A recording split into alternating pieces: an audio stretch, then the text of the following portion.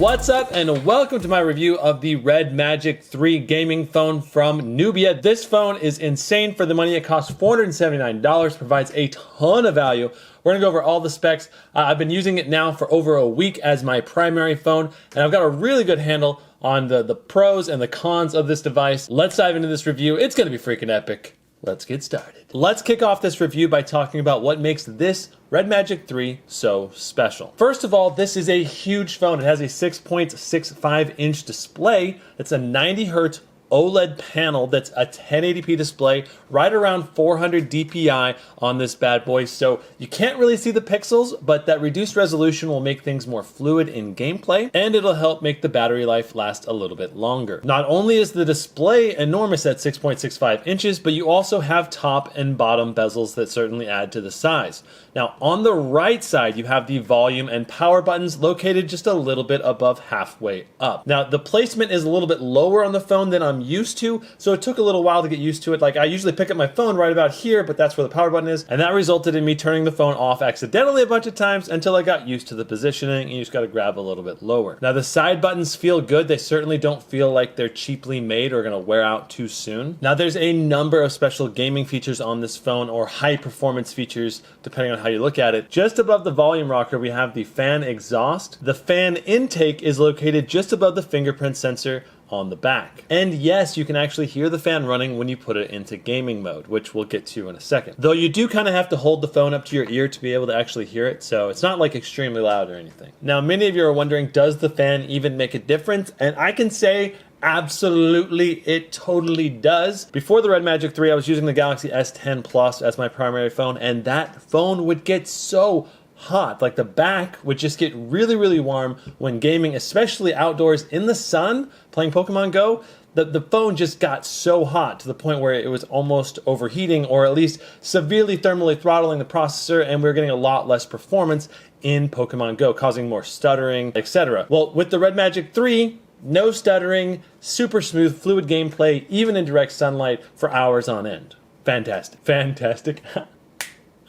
Now on the top and bottom of the right side, you also have the touch capacitive air triggers, or whatever you want to call them. They're basically designed to be able to play games and use them. The actual air triggers will map to wherever you want them to be on the screen. So if you want them to aim down sights, or to be a jump button and then a fire button, you can do whatever you want for the button placement. Now on the left side, you have the game boost switch. When you activate this, it switches into a different launch screen where you can launch different games. Now if you're already in a game, it'll just hide the navigation menu and allow the game to take over the full screen. Game Boost also turns on the fan automatically. There's also a video recording function that you can turn on automatically with Game Boost. That only works with certain games like PUBG Mobile. Now inside the Game Boost menu, you can also set the target frame rates to be either 60 or 90 frames per second, depending on if you want to save battery life or not. And to be honest, I'm a little bit disappointed that you can't customize the frame rate per video game, because some games you don't really care about the frame rate and you just want better battery life, and then in other games you want really smooth frame rates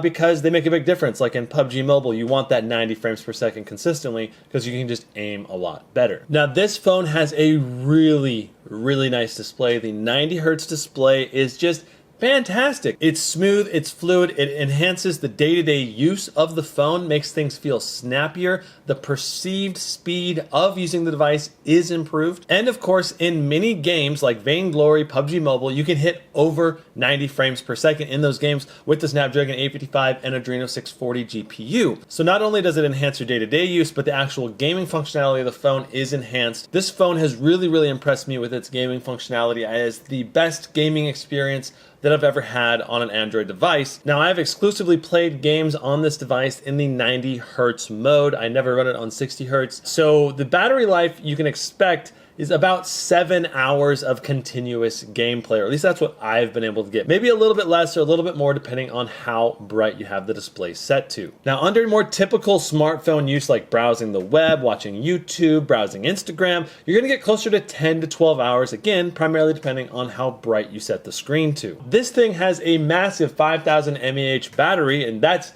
fantastic. I really love the fact that they put the giant battery in here. But the downside is that they did use a more compacted down battery, which restricts how fast the battery can charge. A lot of the newer phones like the Note 10 Plus can do 45-watt charging. The ROG Phone 2 and the OnePlus 7 Pro can do 30-watt charging.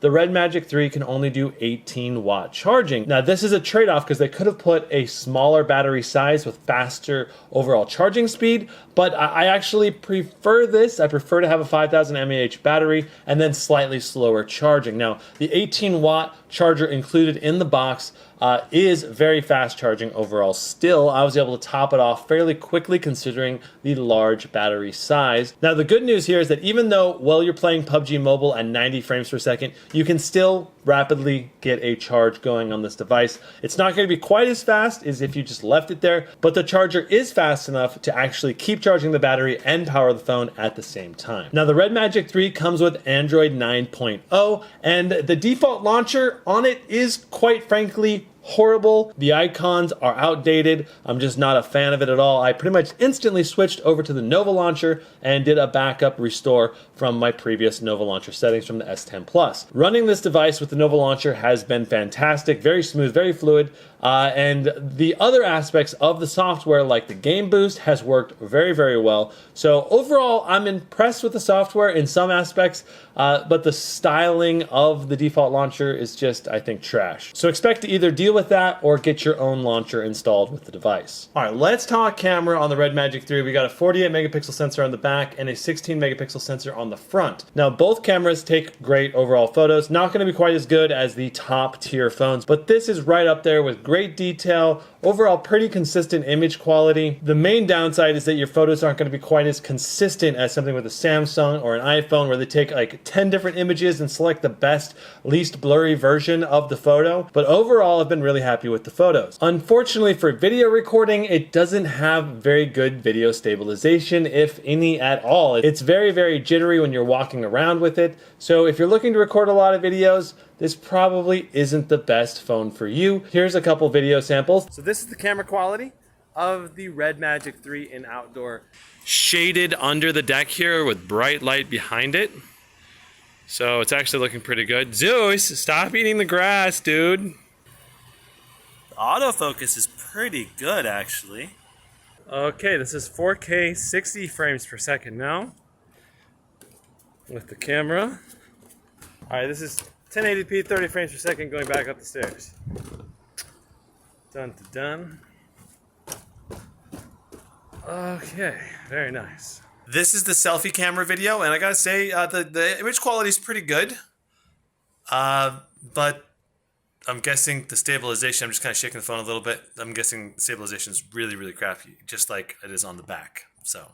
Now they do have this interesting 8K experimental video recording mode that you can do on this device. They also have a number of additional modes. You have a slow motion mode where you can record 480 frames per second video or 1,900 something frames per second. The 1,900 something frames per second is like, I think, about 900 frames per second cut in half. So it's really not that slow of motion. I think it's just a marketing gimmick. Either way, the slow motion mode really wasn't that great, really wasn't that detailed, but it's okay. It's passable, especially for a more budget phone. Just know that if you're gonna record video with this, the video can be pretty good if the video is tripoded. So you're just not gonna wanna move around very much with it or be very stable with it when you move around if you want the best quality video. Now it is possible to buy controllers for the Nubia Red Magic 3, so you can get a controller to go on the left side and the right side if you want. I personally don't even think it's really that required. I mean, maybe if you're gonna play something really complicated like Fortnite where you have to switch to build controls and then firing controls and all of that, that's where those extra buttons could come in handy. But the default air triggers seem to work really, really well for the vast majority of games that I've encountered so far. Now there's also a docking port on the Red Magic 3 over here on the left. Now they haven't released the dock as far as I know. There is software included already that has docking options in the Game Boost menu. The idea of the dock is that you'll eventually be able to hook this up to a TV, slide it into the dock,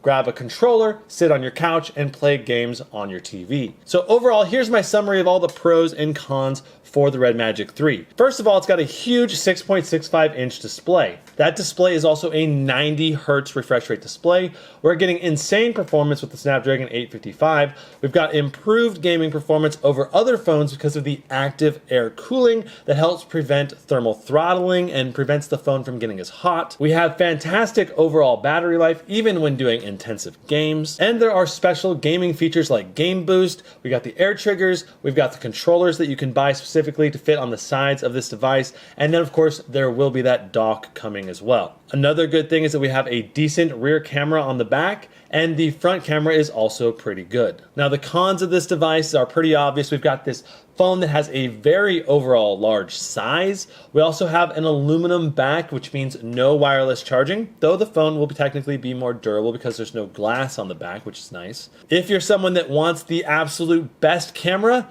this is not going to have the best camera out there. Now, this does not have an ultra high res 500 ppi display. I personally don't think you need that much resolution, but it's up to the individual user whether you want that additional resolution. Another con that a lot of people aren't going to be talking about is that the service on this could be more difficult than, for example, an iPhone or a Samsung, which you could just take to any phone repair place to get your screen replaced. Like if this thing breaks, it might be more complicated than that.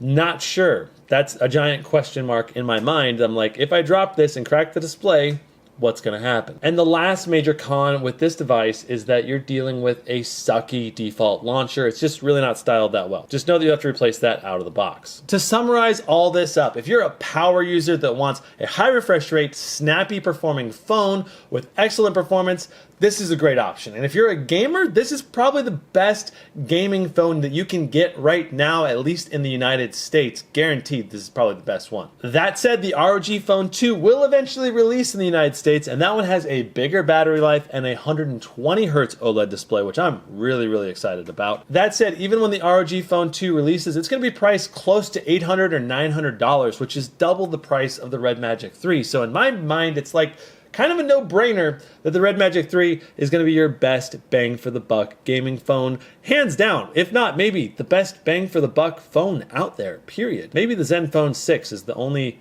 real competitor right now to the Red Magic 3. There's obviously some other phones that are even cheaper, but this one just has a lot of really great specs, especially for the money. That's it for the review of the Red Magic 3. Let me know down below in the comments what you thought about this. Now, if you enjoyed this review, go down there and hit that like button. If you want to see more tech reviews and tech drop tests and weird, wacky tests, hit that subscribe button, hit that notification bell, and I will see you in the next review. Brandon out.